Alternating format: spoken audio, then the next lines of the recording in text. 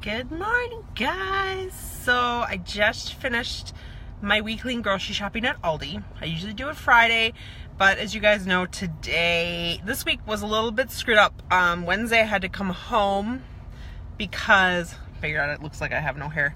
This week I had to come home early on Friday because my daughter had a stomach bug that was 24 hours and was on Friday. So I had to come home and relieve my husband because he had dealt with her puking all day long. So I usually do my grocery shopping Friday after work. So this week I didn't do it Friday. I was going to do it yesterday after Super Saturday before I came home. My husband had a basketball game he had to cover, and Super Saturday went late, so I didn't get to grocery shop yesterday. I did pick up a few things, about $20 worth of things, so I could stay on track last night. So, for the past 2 weeks, I've been doing this time nutrition using the portion control containers from Beachbody. The little colored containers you see all the time, green, purple, red, yellow, all those containers, and following the time nutrition for a little obsessed 100%. And I've been doing that since just after Christmas, so almost 2 weeks. But it's time for a little honesty with you guys. So Portion Fix for me does not work anymore. That's just the reality of it. It just doesn't work anymore for me. I've been using the container since 2014. So that was 8 years ago. 4 years ago. 4 years ago I started using those containers, and they worked for 3 years. But last year they didn't work for me. I stayed 214.8 pounds exactly every single week of the whole month. So 26 weigh-ins, I was exactly 214.8 pounds. When I did Shalene's diet beta test, I lost 15 pounds in 4 weeks. When I stopped eating how we ate in the diet beta test, I gained all that weight back exactly 100% to 214.8 pounds. Seriously. So, it's just, actually, let me back up a little bit. So I had lost 15 pounds. I hadn't quite broke into that plateau, and I gained about 10 of those pounds back. So I kept about 5 of those pounds off that I had lost. So I've basically been the same weight for 5 months, give or take 5 months. 214.8 pounds.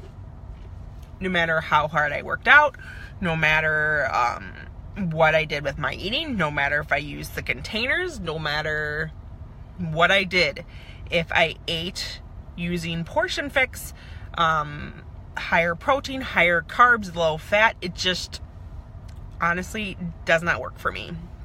I've tried lots of things just trying to figure out what works for me, because I know we hit plateaus. I know that we hit plateaus, and because our body gets used to what we're doing. I know that. I know we need to cycle our nutrition. I know that.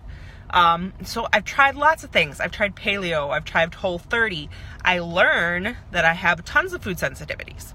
So what am I sensitive to? Gluten, sugar, dairy, but some cheeses I do okay on if I limit it.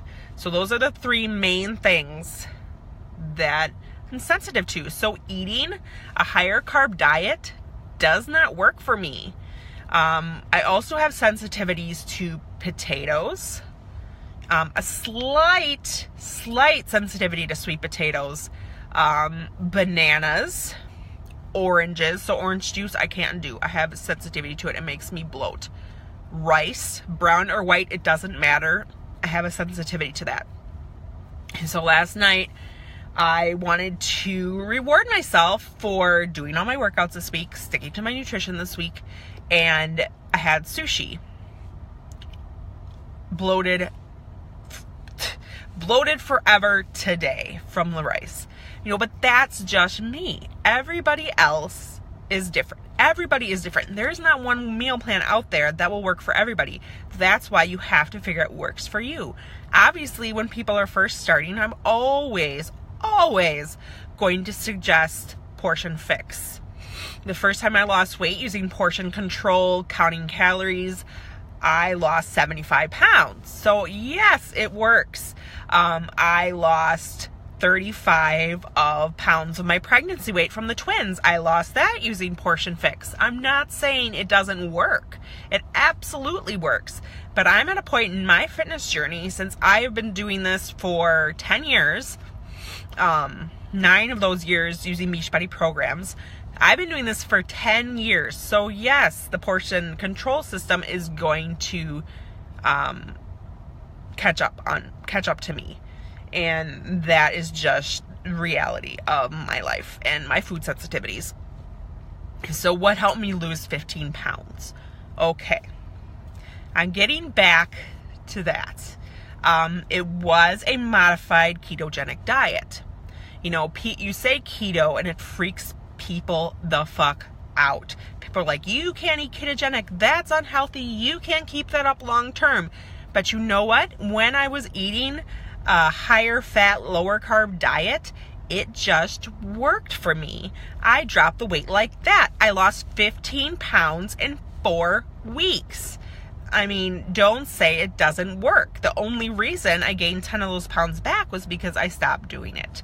My husband has even said, why don't we go back to eating how you were eating in May? Because that's when you got the best results. Why don't you do that? So these last 24 hours, I've been working on a plan to integrate a higher fat, lower carb diet into Time Nutrition. So this is just what I'm personally doing. Obviously, different things are going to work a bit better for different people. I even have a few other recovery and pre-workout stuff that I'm going to try that is lower carbs and see if it helps with my bloating. Because yes, I'm an avid energize, hydrate, recover user. And I even lost the 15 pounds while I was using those products. I did. But I am going to experiment with a couple other things and just see if it helps me get my bloating down. And if it does, I'll probably go back to the performance line. But I'm going to continue to use my vegan Shakeology 100%. Going to use that. On days that I have 60-minute workouts, I'm going to continue to use Hydrate. I do really well on both. But bananas, I'm going to have to cut out. Anything with gluten, I'm going to have to cut out. Any rices, white rice, brown rice, I'm going to have to cut out. Any potatoes, I'm going to have to cut it out. Anything with orange, I'm going to have to cut it out. Honey is also something else that I'm severely sensitive to, but I've started using agave and that works for me. Stevia works for me. Sucralose, things like that do not. So it's just really experimenting with things and figuring out what works for you. So how am I going to integrate Time Nutrition in this higher fat, lower carb, moderate protein diet? You know, keto is a lower protein diet, but I'm not doing it like that. I'm keeping my protein up because I'm going to be doing 80-day obsession starting January 15th. And I know those workouts are going to be hard. I'm going to still use a BCAA, whatever those are called. I don't know specific names. I'm still going to do an after workout thing because I need it for muscle soreness. So I'm not eating a keto diet. I'm just eating a higher fat, lower carb diet, just because all those carbs, I'm sensitive to nearly every single carb that there is. Berries, I do okay on. Strawberries, raspberries, blackberries, blueberries, I do great on all that. Mango and pineapple in moderation for me, but that's just for me. And I'm still going to be eating green veggies. Corn is another thing that I sometimes have problems with. Not all the time, but sometimes. So I have to keep the corn moderate. So you say, of all those sensitivities, what are you going to be eating? Well, here we go. Here's what I'm going to be eating.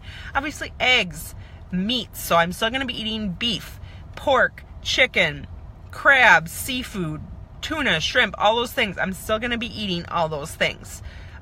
Cheese in moderation. Bacon, sausage. Obviously, I'm going to still eat those things. But higher quality, organic, nitrate-free, not in lunch meat form, grass-fed. You know, that's just... And if you guys tell me that eating like that is too expensive, I got all our stuff for the week for $82 at Aldi. So don't say, and I have a family of 4, so don't say eating organic and eating healthy is too expensive. You just need to watch the ads and you need to watch when that organic, higher quality things are on sale and stock up. But we shop for the week. So yes, obviously there's only 5 days left of the week. So it probably would have been about $100 if it would have been the whole week, because I spent $25 yesterday. So, I've spent about $107 this week on groceries. I have a $120 budget. I usually stick under that. So that's what I'm going to be eating. So, asparagus, green beans, peas, cauliflower, tomatoes I do okay with. Zucchini, cucumber, those kinds of things are all good for me. But I also eat some healthy fats. So I do eat fat bombs, but I have to use sweeteners. I can't use pure sugar in them. Avocados, I'm going to be eating stuff like that. And that is really the kinds of things that I do best on. So why wouldn't I stick with that? Bulletproof coffee. With nut pods. That's what I use for my cream because I love cream, but nut pods are healthy, natural, made with almond and coconut. Those are all things that are okay for me. We use almond milk, we use cashew milk, coconut milk. Those are all things that I still use. I still use butter. I still use those kind of things. Coconut oil for cooking, olive oil for some things. I use panko when I bread things, or almond flour. It's just about learning what's going to work best for you. So again, how am I going to put this higher fat, lower carb, moderate protein diet in with Time Nutrition and 80-Day Obsession? So, I'm not going to be doing intermittent fasting. As I said, I'm not eating ketogenically. I'm just eating for me, for myself, for my sensitivities, for my metabolism. So how am I going to be, I keep going off topic, how am I going to be using this, with Time Nutrition? So here's the deal. Okay. So during the week, I get up at 4:45 a.m. That's right, 4:45 a.m. to have my pre-workout meal, which is getting in some fats and some proteins, not carbs. And then I drink a pre-workout Energize or this other new one that I'm gonna be experimenting with. Egg cups is my new pre-workout meal. So I used to put sweet potatoes in them. Obviously, that has caused me bloating. So I'm slightly sensitive to it. So I made egg cups for this week with bacon and cheese and egg. And has a little bit of coconut milk in it. So I'm going to have 2 of those for breakfast every morning at 4:45 a.m. Then I drink my Energize, I read my personal development, and then by 5:30 a.m. I'm downstairs working out. I'm going to experiment with hydrate and without and see what works best for me. When I did an hour workout on Friday, I actually ran out, so I'm going to need more water than just 16 ounces because an hour is long time to work out. So I'm working out from 5:30 to 6:30, yes, and then I have to have a recover. So you know how it's written for A Little Obsessed is you have your recover with fruit. But I'm going to have recover with fruit, but it's going to have to be some kind of berry. So it's going to be blueberries. It's going to be raspberries, blackberries, strawberries, something of that nature is what I'm going to have with my recover. And that is by 6:40, 6:45, I'm having that a.m. Because then I got to get in the shower. I have to be showered and almost ready to go by 7 when my son wakes up. And then on my drive to work at 8:15 a.m., I have my Shakeology. So I use vegan chocolate, vegan cafe latte, and can't put banana in it anymore. I'm sensitive. I'm going to have bloating issues. So my go-to is really one of those 2 flavors, vegan chocolate or vegan cafe latte with coconut milk, almond butter, and a little bit of ice. And that is all I put in it. That's all I need, like 5 ice cubes, and then I blend it up. And that is satisfying to me. And I'm also going to have my bulletproof coffee with my nut pods with me as well, because I have a 45-minute commute. I listen to my podcasts while I'm doing that, and I drink my Shakeology, then I start on my coffee, and I finish my coffee at work. So that takes me from 8:15 to 9-ish. I'm at work at 9.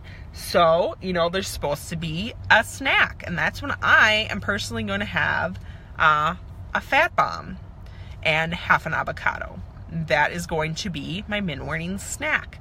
I have these maple pecan ones that I'm going to try. All the ingredients in it are gluten-free, go with my sensitivity. So that is what I'm going to have at 10:30, 10:45-ish at work.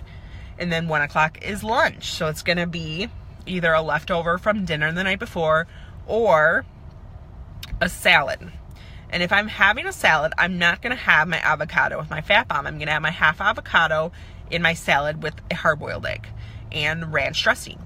Regular Boathouse ranch dressing. I don't make that crap myself. I don't have the time. I'm being honest. 1 o'clock lunch, it's going to be, again, either leftovers from a dinner or a salad with, I may even make some bacon and crumple it up and put it on there as well. And then I also have a recipe for a really awesome looking chicken salad that has bacon and avocado, and it looks fantastic. And that honey mustard dressing might be something I actually attempt to make. And then what? So 3:45, another snack.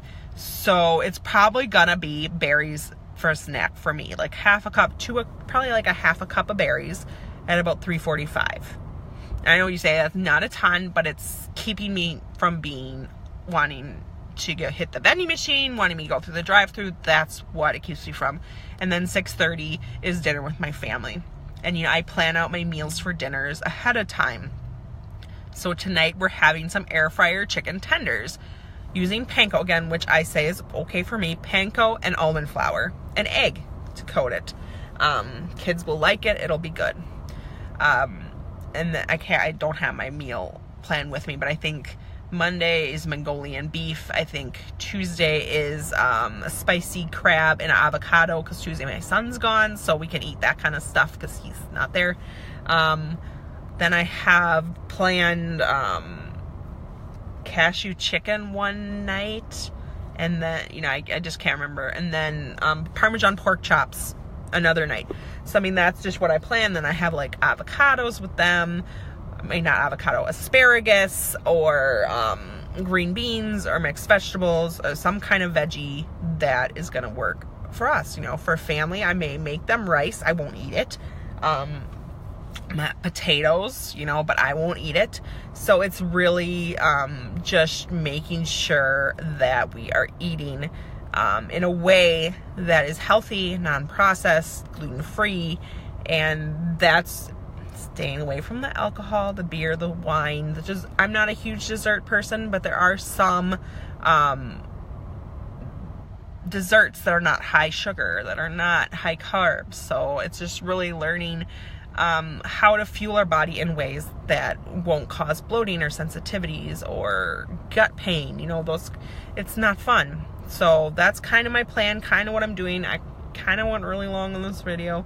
But if something's not working for you, do the research, experiment, find out what's going to work for you, and just do it.